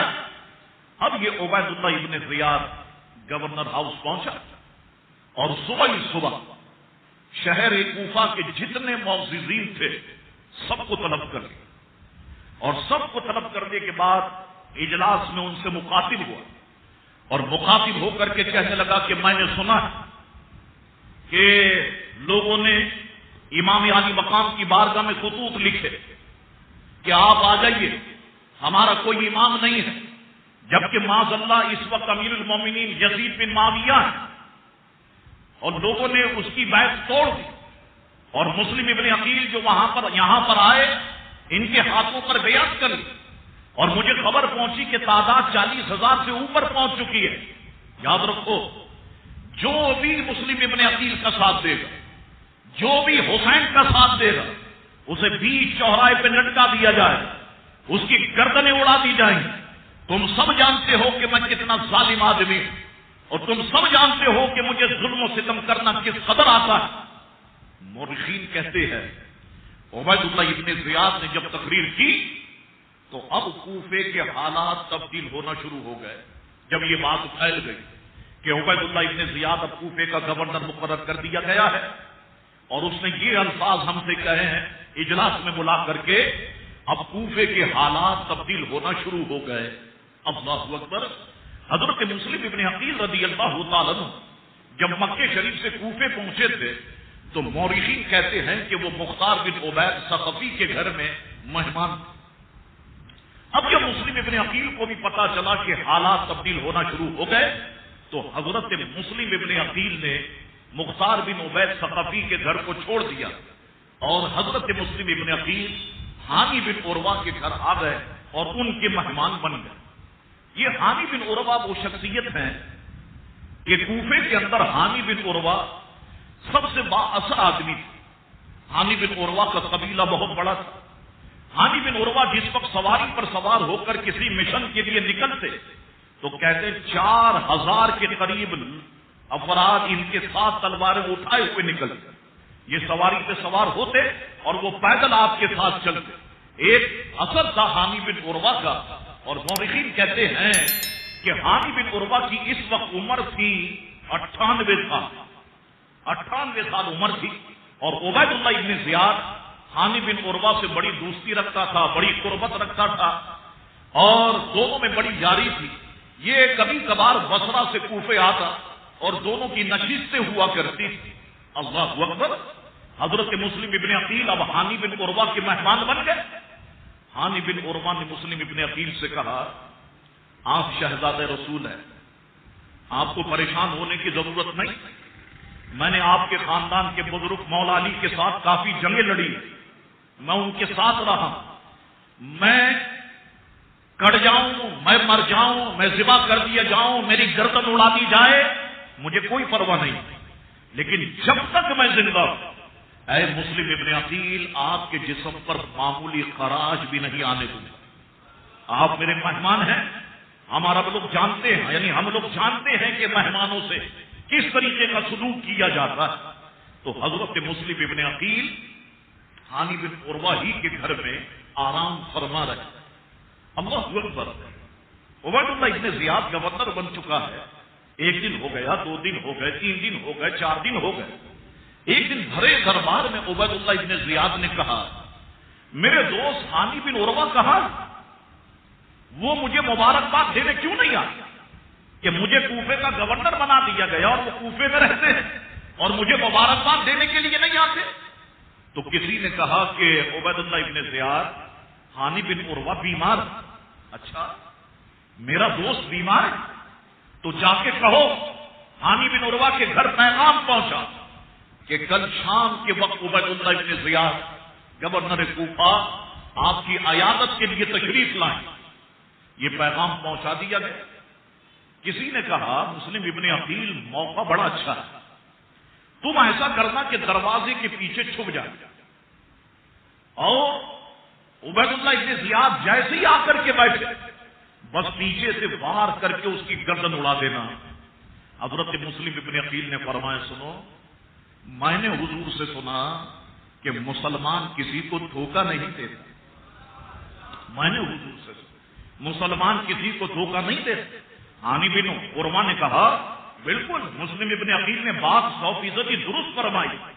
مہمان کو مارنا یہ کون سی دلیری کی بات ہے, یہ کون سی شجاعت کی بات ہے کہ کوئی مہمان آئے اور آپ اسے مار دیں. اللہ اکبر. کہتے ہیں کہ دوسرے دن اپنے مقررہ وقت پر عبید اللہ ابن زیاد حانی بن عروہ کے گھر پہنچ گیا. دونوں میں بات چیت ہوئی. عبید اللہ ابن زیاد رخصت بھی ہوا لیکن کسی کو پتہ نہیں چلا کہ حضرت مسلم ابن عقیل حانی بن عروہ کے مہمان. بعض مورخین نے کہا وہ 1-2 ہفتے کے بعد پھر بھی آیا لیکن اسے پھر بھی پتہ نہیں چلا. اب جب سارے حالات و معاملات عبید اللہ ابن زیاد کی مٹھی میں آ گئے, ہاتھ میں آ گئے, تو اس نے ایک روز دربار میں کہا یہ مسلم ابن عقیل کہاں, ذرا مجھے بتاؤ کہاں پر چھپ گئے ہو کہ پتہ ہی نہیں چلتا. لوگوں نے بڑا تلاش کیا, بڑی محنت و جد و جہد کی, بڑی تقویٰ کی, لیکن مسلم ابن عقیل کا پتہ ہی نہیں چلا. عبید اللہ ابن زیاد کہنے لگا کہ ایسے پتہ نہیں چلے گا, یہ کام کوئی جاسوس ہی کر سکتا. تو اس نے ایک جاسوس تھا جو بہت مشہور تھا اور شام کا وہ رہنے والا تھا, اس کا نام تھا معقل. کا معقل کو بلاؤ ذرا, یہ کام معقل کے سوا کوئی اور نہیں کر سکتا. تو معقل جاسوس کو بلایا گیا. عبید اللہ ابن زیاد نے اسے 3000 درہم ایڈوانس دی اور کہنے لگا جاؤ معقل کام میں لگ جا, مجھے خبر دو کہ مسلم ابن عقیل کہاں پر. اب یہ معقل اسی کام میں لگ گیا, گھومتا رہا کوفہ کی گلیوں میں, لیکن مسلم ابن عقیل کا پتہ نہیں چلا. 1 دن ہو گئے, 2 دن ہو گئے, 3 دن ہو گئے, پتہ ہی نہیں چلا. ایک دن تھک ہار کر کے معقل جاسوس کوفے کی جامع مسجد میں آ کر کے بیٹھا, دیکھتا رہا لوگ نماز پڑھتے رہے جاتے رہے، نماز پڑھتے رہے جاتے رہے، لیکن ایک بزرگ ایسے جو نماز کے بعد بیٹھے ہوئے ہیں اور اپنے اوراق و وظائف میں مصروف ہے، درود پاک میں مصروف ہے، قرآن کی تلاوت میں مصروف ہے. اب یہ معقل سمجھ گیا، ہو نہ ہو یہ خوبی حسین سے محبت کرنے والوں ہی میں ہوتی کہ جن کا دل عبادت میں خوب لگتا، جن کا دل تلاوت میں خوب لگتا، یقیناً یہ حسینی ہے. چنانچہ ایک دن دو دن انہیں دیکھتا رہا اور ایک روز ان کے قریب آ گیا، اور قریب آنے کے بعد میٹھی میٹھی باتیں کرنے لگ گیا. کہنے لگا آپ کا نام کیا؟ کہ میرا نام مسلم بن اوسجا. آپ کہاں کے رہنے والے؟ میں یہیں کا رہنے والا. اچھا میں نے سنا کہ مسلم ابن عقیل یہاں پر آئے اور اتنے ہزار لوگ ان کے ہاتھ پر بیعت ہو گئے، اور پھر عبید اللہ ابن زیاد جب سے گورنر بنا لوگوں نے بیعت توڑ دی. مسلم ابن عقیل کہیں پر جا کے چھپ گئے. میں ان سے محبت کرتا ہوں. شام سے آیا، تھیلی دکھائی درم کی، یہ دیکھ 3000 درم میں انہیں تحفے میں دینا چاہتا تاکہ مشکل حالات کے اندر یہ پیسہ ان کے کام آ جائے. اب مسلم بن اوسجا سیدھے سادے آدمی تھے، وہ معقل جاسوس کی بات میں آ گئے. ایسے کیوں کرتے ہیں نا منافق لوگ، میٹھی میٹھی باتیں کرتے ہیں. یہاں بیٹھ کے کیا کرو، چلو ہمارے ساتھ رائے بن چلو، وہاں ہم تمہیں دین سکھائیں. اچھا یہ گھر کون سنبھالے گا؟ گھر اللہ سنبھالے. دین کون سنبھالے گا؟ دین آپ سنبھالے. جو آسان چیز ہے وہ اللہ سنبھالے، جو مشکل ہے وہ یہ سنبھالے. اور جب سے دین سنبھالا تو دین کی کیا شکل کر کے رکھ دی وہ آپ کے سامنے. تو اسی طرح کی میٹھی میٹھی باتیں کرتے ہیں اور ہمارے لوگ ان کی باتوں میں آ جاتے ہیں. شاہ صاحب نماز ہی کی تو بات کرتے ہیں، عبادت کی تو بات کرتے ہیں، آپ بلا وجہ ان کے پیچھے پڑ جاتے ہیں، بلا وجہ ان کے خلاف تقریریں کرتے ہیں. پھر 40 دن کے لیے ایسے ماحول میں آپ کو لے جاتے ہیں جہاں نہ نعت شریف ہوتی ہے، نہ قصیدہ پردہ شریف پڑھا جاتا ہے، نہ منقبت غوث اعظم ہوتی ہے، نہ منقبت غریب نواز ہوتی ہے. 40 دن کے اندر اگر کوئی اللہ کا ولی بننا ممکن ہوتا یا عالم دین بننا ممکن ہوتا تو ہم علماء جنہوں نے 10 سال چٹائیوں پر بیٹھ کر آنکھوں کا تیل جلایا ہے، یہ تو بڑا آسان راستہ تھا کہ 40 دن کے اندر ہم عالم بن جاتے، 40 دن کے اندر ہم ولی بن جاتے. اور 40 دن میں ایسے ماحول میں لے جاتے ہیں جہاں ان ساری چیزوں کا ذکر نہیں ہوتا. اور جب بندہ 40 دن کے بعد آتا ہے، یہ بھی شرک، یہ بھی شرک، یہ بھی شرک، یہ بھی شرک. اب گھر والے سمجھتے ہیں یار ہم سوئے تو یہ شرک کا فتویٰ نہ لگا دے، ہم اٹھے تو شرک کا فتویٰ نہ لگا دے، ہم کھائے تو شرک کا فتویٰ نہ لگا دے. اور شرک اتنا کوٹ کے بھر دیتے ہیں اس کی زبان سے شرک اور بدعت کے کوئی نکلتا ہی نہیں ہے. خدا کے لیے بھولے والے سنیوں، ان کی میٹھی میٹھی باتوں میں نہ آؤ. اگر میٹھی میٹھی باتوں میں آ گئے تو یاد رکھو کہ دنیا بھی تباہ ہو جائے گی اور آخرت بھی تباہ ہو جائے گی. یہ بات اپنے جو ہے وہ پلو سے باندھ دو، یہ بات اپنے دماغ میں بٹھا دو، اپنے دل میں بٹھا دو. منافقین کا انداز ہی یہی ہوتا ہے. میں تو چاہنے والا ہوں، میں تو بڑی محبت کرتا ہوں، میں تو بڑا پیار کرتا ہوں، شام سے آیا ہوں، 3000 درہم انہیں دینا چاہتا ہوں. حضرت مسلم بن اوسجا اس کی بات میں آ گئے. کہا اچھا واقعی تو محبت کرتے ہو؟ کہاں محبت کرتا ہوں. چلو میں تمہاری ملاقات مسلم ابن عقیل سے کرا دیتا ہوں. اپنے ساتھ ہاتھ پکڑ کے لے آئے حنی بن عروہ کے گھر میں، اور مسلم ابن عقیل وہیں پر آرام فرماتے. کہا لیجیے حضرت صاحب یہ آپ کا چاہنے والا، یہ شام سے آیا، یہ آپ کو 3000 درہم تحفہ دینا چاہتا. حضرت مسلم ابن عقیل نے بٹھایا اسے. میں نے آپ سے کہا نا سید لوگ بولے والے ہوتے، کہہ دیا یہ ٹھیک ہے، وہ مان جاتے ہیں یہ ٹھیک. بٹھایا، اسے عزت دی. اس نے 3000 درہم دیے. مسلم ابن عقیل نے قبول نہیں فرمایا، نہیں ہمیں پیسوں کی ضرورت نہیں. تو قریب ہی ایک شخص بیٹھا ہوا تھا، مورخین کہتے ہیں اس کا نام ابو تہامہ تھا، اس نے وہ درہم لے لیے. اب یہ روزانہ آتا، ساری معلومات اکٹھے کرتا اور شام کو چلا جاتا. 1 دن 2 دن 3 دن. وہ ایک دن عبید اللہ ابن زیاد کو یاد آیا، اپنے درباریوں سے کہنے لگا، اپنے لشکریوں سے، یہ معقل کہاں؟ اتنا عرصہ ہو گیا، 3000 درہم لے کر کے گئے اور ابھی تک خبر نہیں ہے، معقل کو بلاؤ۔ چنانچہ معقل جاسوس کو تلاش کیا گیا اور عبید اللہ ابن زیاد کے دربار میں پیش کیا گیا۔ عبید اللہ نے کہا، کہو معقل، مسلم ابن عقیل کہاں ہے؟ اس نے کہا، گورنر کوفہ، اگر میں بتا دوں نا کہاں ہے، پاؤں تلے سے زمین نکل جائے گی۔ اچھا ذرا ذکر تو کر، مسلم ابن عقیل کہاں ہے؟ اس نے کہا، آپ کے بچپن کے جو دوست ہیں نا، آپ کہتے ہو میرے بڑے جگری دوست ہیں، گہرے دوست، ہانی بن عروہ، انہی کے گھر میں تو ہے۔ آپ نے 2 چکر لگائے گھر کے، وہ دوسرے کمرے میں تھے۔ کہا اچھا ٹھیک ہے، لشکری بلائے، اپنے فوج کے افراد بلائے، آ جاؤ، محمد بن اشد جاؤ ہانی بن عروہ کو لے کے آؤ۔ کہا حضور آپ کو پتا ہے کہ ہانی بن عروہ جو ہے وہ بیمار ہے؟ کہا بیماری کچھ نہیں، سب ناٹک کر رہا ہے۔ ہانی بن عروہ کو اٹھا کے لا۔ ہانی بن عروہ کے گھر پہنچے یہ سارے لوگ، کہا ہانی بن عروہ چلو، آپ کے بچپن کے دوست عبید اللہ ابن زیاد نے آپ کو بلایا۔ ہانی بن عروہ سمجھ نہیں سکے کہ کیا پلاننگ ہے، کیا معاملات۔ ہانی بن عروہ بغیر کسی کو بتائے گورنر ہاؤس پہنچ گئے۔ اللہ اکبر! اب جب گورنر ہاؤس پہنچے اور جب نظر پڑی عبید اللہ ابن زیاد کے چہرے پر، دیکھا چہرہ تو بالکل سرخ ہے۔ ہانی بن عروہ سے عبید اللہ ابن زیاد کہنے لگا، آؤ ہانی بن عروہ۔ اب لہجہ تبدیل ہو گیا، باڈی لینگویج بدل گئی۔ ہانی بن عروہ آؤ، تم موت کے منہ میں آ گئے ہو۔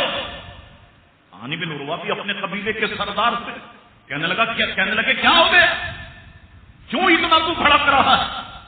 کہا ہانی بن عروہ تم نے ہمارے دشمن کو پناہ دی۔ کون سا دشمن؟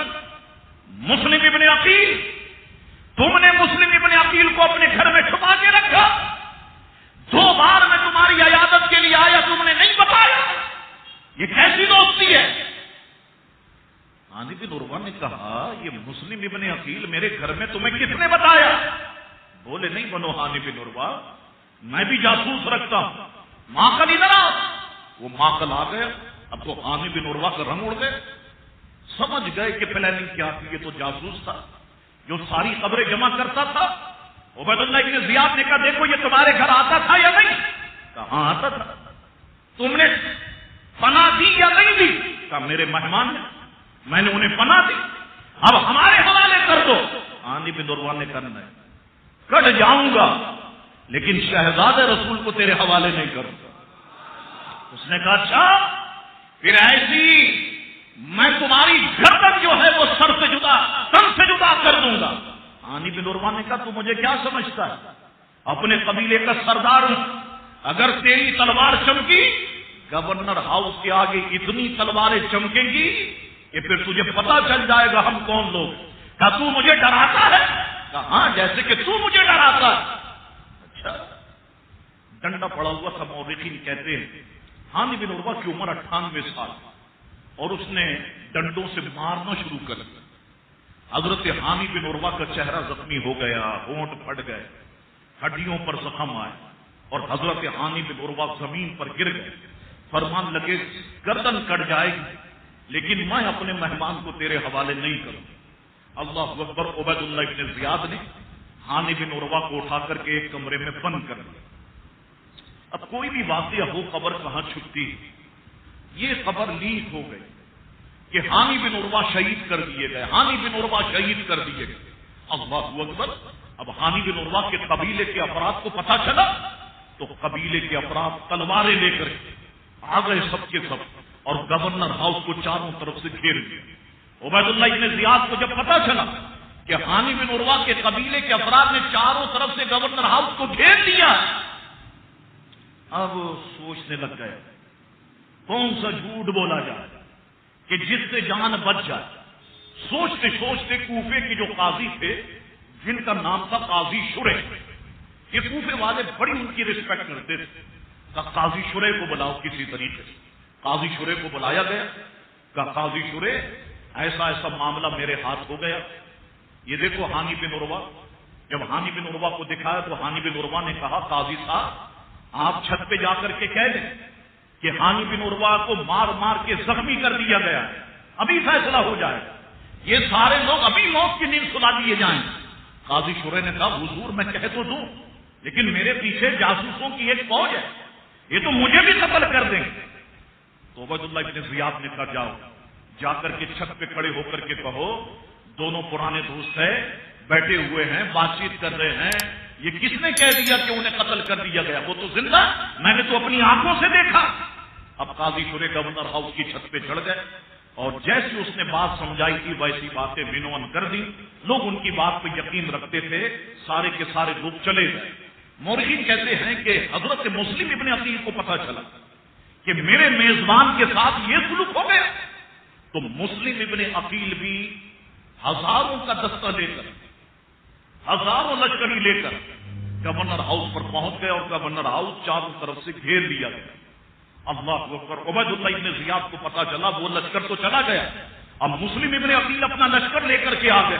اس نے کہا اچھا تمام معززین کو طلب کیا جائے، اور یہ تمام معززین چھت پہ جا کر کے کھڑے ہو کے کہیں او لشکر والوں واپس چلے جاؤ، کیوں مسلم ابن عقیل کے پیچھے اپنی جان تباہ کرنا چاہتے ہو؟ تمہارے بچے مار دیے جائیں گے، بیویاں مار دی جائیں گی، مائیں بہنیں مار دی جائیں گی۔ لشکر دمشق سے یزید کی سرکردگی میں روانہ ہو چکا ہے اور وہ پہنچنے والا ہے۔ اب یہ سارے معززین چھت پہ کھڑے ہو گئے اور چیخنا چلانا شروع کر دیا۔ عورتیں گھروں سے نکل آئی، بچیاں آ گئے، بچے آ گئے، اپنے باپ کو لے گئے، اپنے شوہر کو لے گئے، مائیں اپنے بچوں کو لے گئی۔ حضرت مسلم ابن عقیل نے نظر دوڑائی تو 500 کے قریب لوگ بچ گئے۔ نماز کا وقت ہو گیا، عشاء کی نماز کا وقت، بعض نے کہا کہ مغرب کی نماز کا وقت۔ حضرت مسلم ابن عقیل رضی اللہ تعالیٰ نے سوچا یہ دنیا کے پیچھے بھاگنے والے تو بھاگ گئے، یہ 500 کے 500 افراد یہ میرے وفادار ہیں، یہ میرے ساتھ رہیں گے۔ تو آپ کوفے کی جامع مسجد پہنچے، اذان کہی گئی، اقامت ہوئی، مسلم ابن عقیل نماز پڑھانے کے لیے کھڑے ہوئے، پیچھے 500 نمازی تھے، اور جب مسلم ابن عقیل نے سلام پھیرا پیچھے ایک بھی نہیں تھا۔ شہزادہ رسول کو خطوط لکھ کر بلانے والے لوگ، وعدے وفا کرنے والے لوگ، ہم آپ کے ساتھ کھڑے ہیں، دائیں بائیں لڑیں گے، ہم سارے زخم اپنے سینے پہ کھائیں گے، ساری چوٹیں آپ پر آنچ نہیں آنے دیں گے۔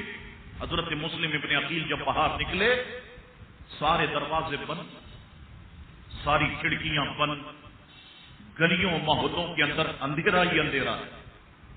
اب مسلم ابن عقیل جائیں تو جائیں کہاں، سارے دروازے بند ہیں۔ حضرت مسلم ابن عقیل نے ایک راستے پر چلنا شروع کر دیا، آخری 2-5 منٹ آپ کے لے لیتا ہوں۔ چلنا شروع کیا ایک راستے پر، ایک گلی سے گزر رہے تھے، دیکھا کہ ایک عورت بیٹھی ہوئی ہے، بوڑھی عورت ہے وہ۔ مورخین نے کہا کہ اس کا نام توعا تھا، وہ بیٹھی ہوئی۔ حضرت مسلم ابن عقیل نے اسے سلام کیا، اس نے سلام کا جواب دیا، فرمانے لگے اے اللہ کی بندی پانی مل جائے گا؟ اس نے کہا کیوں نہیں۔ اپنے گھر گئی اور مٹی کے پیالے میں پانی لا کر پیش کر دیا۔ حضرت مسلم ابن عقیل نے پانی پیا اور دیوار سے ٹیک لگا کر بیٹھنے لگے اور سوچنے لگ گئے کہ یہ مجھ سے کیا ہو گیا، میں نے ان کا ظاہر دیکھا، میں متاثر ہو گیا، میں نے خط لکھ دیا شہزادہ رسول کو، اور وہ خط تو ان تک پہنچ جائے گا اور وہ وہاں سے نکل جائیں گے کوفے کی طرف۔ جو میرا حال آج ہے وہی کہیں شہزادہ رسول کے ساتھ نہ ہو۔ رو رہے ہیں۔ توعا نے دیکھا کہ پانی پیے، پانی پی لیا لیکن بیٹھے ہوئے ہیں۔ توعا نے کہا کہ آپ جاتے کیوں نہیں تھے؟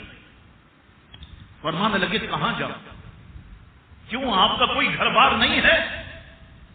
کہا میرا نام مسلم ابن عقیل ہے، تمہاری لوگوں نے خطوط لکھ کر کے ہمیں بلایا، اور جب آئے تو سارے دروازے بند، ساری کھڑکیاں بند۔ توعا کہنے لگی آپ مسلم ابن عقیل ہیں؟ فرمانے لگے ہاں۔ وہ معافی مانگنے لگ گئی، قدموں میں بیٹھ گئی، حضور مجھے معاف کر دے، چلیے میرے گھر چلیے۔ آپ اندر تشریف لائی، وہ مسلم ابن عقیل کو اپنے گھر میں لے آئے۔ اس نے رات میں مسلم ابن عقیل کے لیے تازہ کھانا بنایا، کھانا بنا کے سامنے پیش کیا، کہا مسلم ابن عقیل آپ بھوکے ہیں، آپ کھانا کھا لیں۔ فرمانے لگے ابھی بھوک نہیں ہے، ایسا کرو کہ پانی مل جائے گا کہ برتن میں پانی دے دو تاکہ میں وضو کر لوں۔ وہ برتن میں پانی لے آئے۔ حضرت مسلم ابن عقیل عبادت میں مصروف ہو گئے۔ صبح ہوئی، یہ رات ہی کا وقت تھا، مورخین کہتے ہیں آدھی رات کا وقت تھا کہ طوا کا بیٹا کہ جس کا نام بلال تھا وہ آ گیا، اور آ کر کے اس نے جب منظر دیکھا کہ میری ماں ایک کمرے میں جاتی ہے پھر آتی ہے، جاتی ہے پھر آتی ہے، پوچھا امی جان کمرے میں کون ہے؟ اس نے کہا بیٹے ہماری قسمت کا ستارہ چمک اٹھا، رسول اللہ علیہ السلام کے خاندان کے ایک فرد مسلم ابن عقیل آج ہمارے مہمان بنے ہوئے۔ اس نے کہا اچھا، اب ماں سے جو ہو سکا اس نے خدمت کی۔ صبح ہو گئی، بیٹا بھی چلا گیا۔ وہ عورت کہنے لگی حضرت آپ نے رات میں تو کچھ نہیں کھایا، ابھی آپ ناشتہ کر لیں، کچھ کھا لیں۔ فرمایا نہیں۔ حضور آپ کھاتے کیوں نہیں ہیں؟ کہا رات میں نے حضور کو خواب میں دیکھا اور حضور مجھ سے فرما رہے ہیں مسلم ابن عقیل آ جاؤ، ہمیں تمہارا ہی انتظار ہے، لگتا یہ ہے کہ اب کھانا پیارے آقا کے ساتھ ہوگا۔ طوا رونے لگ گئی، حضور آپ تو میرے گھر میں مقیم ہے، چار دیواری ہے، اوپر چھت ہے، اس کی خبر کون دے گا؟ فرمانے لگے طوا اقامت مسلم کی خبر چھپ نہیں سکتی، میں کہاں پر ہوں یہ پتہ چل جائے گا۔ اللہ اکبر، صبح ہو گئی۔ یہ بلال جب یزیدیوں کے پاس پہنچا عبید اللہ ابن زیاد کی طرف، تو وہاں محمد بن اشد کہہ رہا تھا کہ عبید اللہ ابن زیاد نے کہا کہ کسی نے بھی اگر مسلم ابن عقیل کو اپنے گھر میں پناہ دی اس کی گردن اڑا دی جائے، گھر سمیت گھر والوں کو جلا دیا جائے، مسلم ابن عقیل کا جو پتہ بتائے گا اسے اتنا انعام دیا جائے گا۔ یہ بلال کھڑا ہو گیا اور محمد بن اشد سے کہنے لگا جس بندے کو تم تلاش کر رہے ہو میرے گھر میں ہی ہے، رات سے مجھے انعام کی رقم دلائی جائے۔ چنانچہ انعام اس نے لے لیا اور عبید اللہ ابن زیاد کے پاس یہ محمد بن اشد پہنچا اور کہنے لگا گورنر کوفہ مسلم ابن عقیل بلال کے گھر میں ہے۔ عبید اللہ ابن زیاد نے کہا پھر سوچتے کیوں، 2-5 فوجی اپنے ساتھ لے جاؤ۔ تو محمد بن اشد گور کے دیکھنے لگا عبید اللہ ابن زیاد۔ عبید اللہ ابن زیاد نے کہا اس طرح دیکھتا کیوں ہے؟ کہا 2-5 فوجی لے جاؤ، پورے فوج کا ایک دستہ دیں۔ بعض نے کہا کہ دستے میں 70 فوجی ہوتے تھے، بعض نے کہا 300 ہوتے تھے، ایک دستہ دے۔ عبید اللہ ابن زیاد کہنے لگا ایک آدمی کو گرفتار کرنے کے لیے پورا دستہ؟ تجھے اگر کسی فوج سے لڑنے کے لیے بھیج دیا جائے تو پھر تو کیسے لڑائی کر سکتا ہے؟ اس نے کہا آپ کسی سبزی والے کو پکڑنے کے لیے مجھے بھیج رہے، یا ایک قوم کا نام لیا جو بزدل قوم کی موصل کی، اس کے کسی فرد کو آپ پکڑنے کے لیے مجھے بھیج رہے؟ آپ کو پتہ نہیں ہے مسلم ابن عقیل کون ہے؟ وہ شہزادہ رسول ہے، اور رسول کے گھر والوں کو جس طرح سے تلوار چلانا آتی ہے دنیا میں ویسے تلوار کوئی اور نہیں چلا سکتا۔ تلوار چلتی ہے تو پھر دکھائی نہیں دیتی، پھر لاشوں کے ڈھیر لگ جاتے ہیں۔ اس نے کہا ٹھیک ہے، یہ 70 افراد تم پورا ایک دستہ لے جاؤ۔ وہ 70 افراد لے کر کے پہنچا۔ حضرت مسلم ابن عقیل نے جب گھوڑوں کے ٹاپوں کی آواز سنی سمجھ گیا کہ مخبری کر دی گئی۔ فرمانے لگے تو آ، تیرے بیٹے نے مخبری کر دی، لیکن جو تو نے نیکی کی ہے اس کا اجر کل تجھے ملے گا، اور جو تیرے بیٹے نے غداری کی ہے اس کی سزا روز قیامت اسے ضرور ملے گی۔ تو نے کہا حضرت آپ باہر نہ نکلیں۔ فرمایا باہر نہیں نکلوں گا، یہ تیرے مکان کو جلا دیں۔ حضرت مسلم ابن عقیل تلوار لے کر میدان میں آ گئے، اور میدان میں جب اترے جیسے محمد بن اشد نے کہا بالکل ویسے ہی ہوا۔ اکیلے مسلم ابن عقیل نے منٹوں میں 41 یزیدی موت کی نیند سلا دی، جہنم واصل کر دیا۔ محمد بن اشد گورنر ہاؤس عبید اللہ ابن زیاد کے پاس، دیکھا میں تجھے کہتا تھا نا وہ رسول اللہ کے شہزادے ہیں، وہ تلوار چلاتے ہیں تو تلوار دکھائی نہیں دیتی، 41 کا ڈھیر لگا دیا۔ افراد بھیج دیے مسلم ابن عقیل کو پکڑنے کے لیے. کہا دیکھو مسلم ابن عقیل کو دھوکہ دو. مسلم ابن عقیل سے کہو کہ ہم تمہیں امان دیتے, تمہیں کچھ نہیں کہا جائے گا, تمہیں حفاظت کے ساتھ مکے پہنچا دیا جائے گا. اس طرح سے دھوکہ.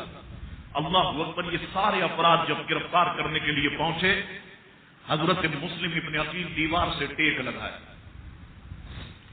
بابا تلوار بھی کب تک چلائے گا ایک انسان, تھک جاتا ہے. اور پرانے دور کی جو تلواریں ہیں نا, آپ ذرا توپ کافی استنبول پہنچے, ذرا تلوار تو دیکھے. ہم 2 مل کے بھی تلوار نہیں اٹھا سکتے.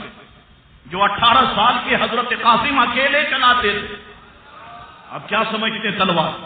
اتنی مضبوط تلوار, اتنی بھاری تلوار جو مولا علی چلاتے تھے.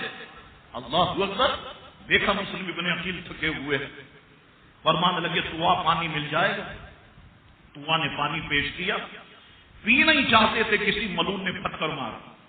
وہ مسلم ابن عقیل کے ہونٹوں پر لگا, ہونٹ پھٹ گئے اور یہ خون پانی کے اندر شامل ہو گیا. فرمایا چلو دنیا کا پانی نہیں ہے تو حوض کوثر تو ہمارے لیے ہے نا. اللہ اکبر. پھر مسلم ابن عقیل پر تنگواری کی گئی. محمد بن اشد کہنے لگا کہ والی کوفہ نے تمہیں پناہ دے دی ہے, امان دے دی ہے, تم آ جاؤ, تمہیں نہیں کہا جائے گا. فرمانے لگے واہ خبیث واہ, مسلم کے لیے امان ہے, شہزادہ رسول کے لیے کوئی امان نہیں ہے. تو مجھے دھوکہ دینا چاہتا.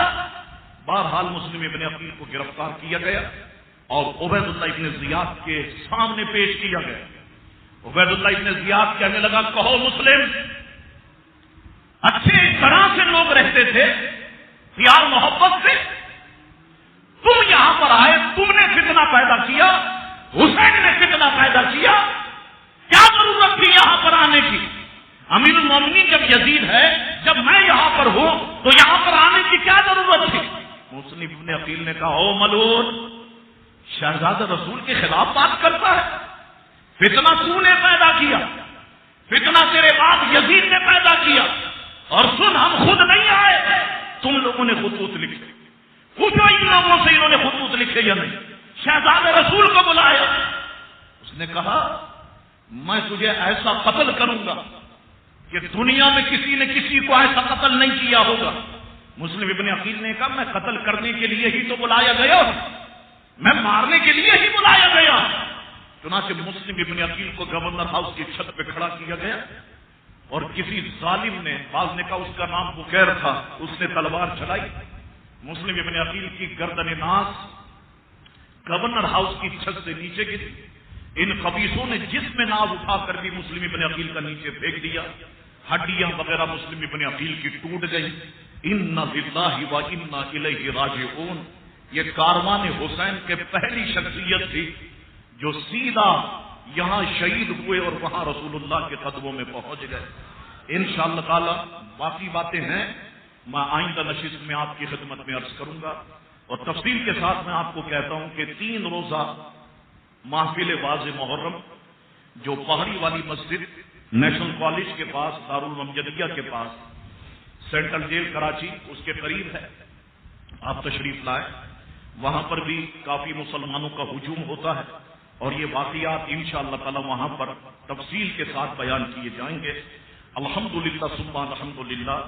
میمن مسجد مصلح الدین گارڈن کا تعمیراتی کام اور اب تو فنیشنگ کا معاملہ ہے, بڑی تیزی کے ساتھ جاری ہے. میں نے آپ سے کہا تھا کہ وائرنگ کا کام اوپر کی اب میرا خیال ہے کہ 3 منزلوں تک ہو چکا ہے. ہم نے ہفتے کو اس کی ایک اور چھت ڈال دی ہفتے کی رات, اور اب گراؤنڈ +4 ہو چکی ہے الحمدللہ مسجد, اور بجلی کا کام جاری ہے. پھر چنائی کا کام بھی آپ کے ساتھ, پہلے دیوار نہیں تھی لیکن چنائی کا کام بھی اوپر تک جاری ہے انشاءاللہ تبارک و تعالی. تو اب سارے معاملات فنیشنگ کے ہیں اور انشاءاللہ تعالی ہم شعبان المعظم سے پہلے ہی اللہ کا یہ پیارا گھر انشاءاللہ تعمیر کر چکے ہوں گے.